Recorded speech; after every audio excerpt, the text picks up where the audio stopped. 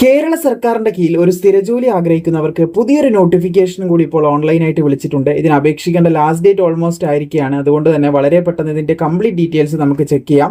അപേക്ഷിക്കേണ്ട last date എന്ന് പറയുന്നത് ഏകദേശം 5/8/2026 വരെ നിങ്ങൾക്ക് അപേക്ഷിക്കാനായിട്ട് സാധിക്കും.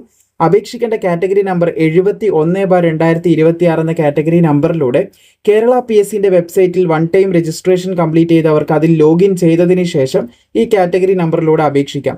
ഇന്ത്യൻ സിസ്റ്റംസ് ഓഫ് മെഡിസിനിലേക്കാണ് പുതിയ അപേക്ഷ ഇപ്പോൾ ഫാർമസിസ്റ്റ് ഗ്രേഡ് 2 പോസ്റ്റിലേക്ക് ആയുർവേദയിലേക്ക് വിളിച്ചിട്ടുള്ളത്. 63,700 വരെ ശമ്പളം ലഭിക്കുന്ന ഒരു പോസ്റ്റാണ്. ഡിസ്ട്രിക്ട് വൈസിലേക്ക് ST വിഭാഗത്തിനാണ്, ഷെഡ്യൂൾഡ് ട്രൈബ്സിനാണ് ഇപ്പോൾ അപേക്ഷ വിളിച്ചിട്ടുള്ളത്. ഒരു സ്പെഷ്യൽ റിക്രൂട്ട്മെന്റ് ആണ് നമ്മൾ മെൻഷൻ ചെയ്തിട്ടുണ്ടായിരുന്നു. അപ്പോൾ പാലക്കാട് ഡിസ്ട്രിക്റ്റിലേക്ക് ഒരു ഒഴിവാണ് നിലവിൽ റിപ്പോർട്ട് ചെയ്തിട്ടുള്ളത്. സോ ഒഴിവ് വിലയിരുത്തി നിങ്ങൾ അപേക്ഷിക്കാതിരിക്കേണ്ട. യോഗ്യതയുണ്ട്, താല്പര്യമുണ്ട്, തീർച്ചയായിട്ടും അപേക്ഷിക്കുക.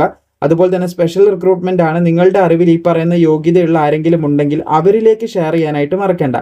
പിന്നെ മെത്തേഡ് ഓഫ് അപ്പോയിൻമെന്റ് നോക്കുകയാണെങ്കിൽ നമ്മൾ പറഞ്ഞതുപോലെ തന്നെ ഡയറക്റ്റ് റിക്രൂട്ട്മെന്റ് ആണ്.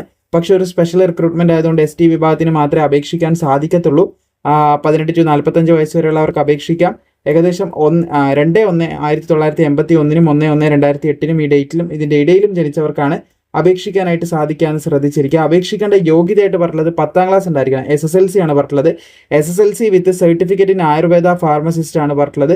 Course recognised by Kerala government of കേരളയാണ് പറഞ്ഞിട്ടുള്ളത്. അപ്പോൾ ഈ രണ്ട് യോഗ്യതയുള്ളവർക്ക് അപേക്ഷിക്കാനായിട്ട് സാധിക്കുന്നതാണ്. നിങ്ങളുടെ അറിവിൽ ഈ പറഞ്ഞ യോഗ്യതയുള്ള ആരെങ്കിലും ഉണ്ടെങ്കിൽ അവരിലേക്ക് ഷെയർ ചെയ്യുക. വീഡിയോ ഇഷ്ടപ്പെട്ട ലൈക്ക് ചെയ്യാനും ഇതുപോലുള്ള അപ്ഡേറ്റിനെ പ്രോപ്പറായി ഫോളോ ചെയ്യാനും മറക്കേണ്ട.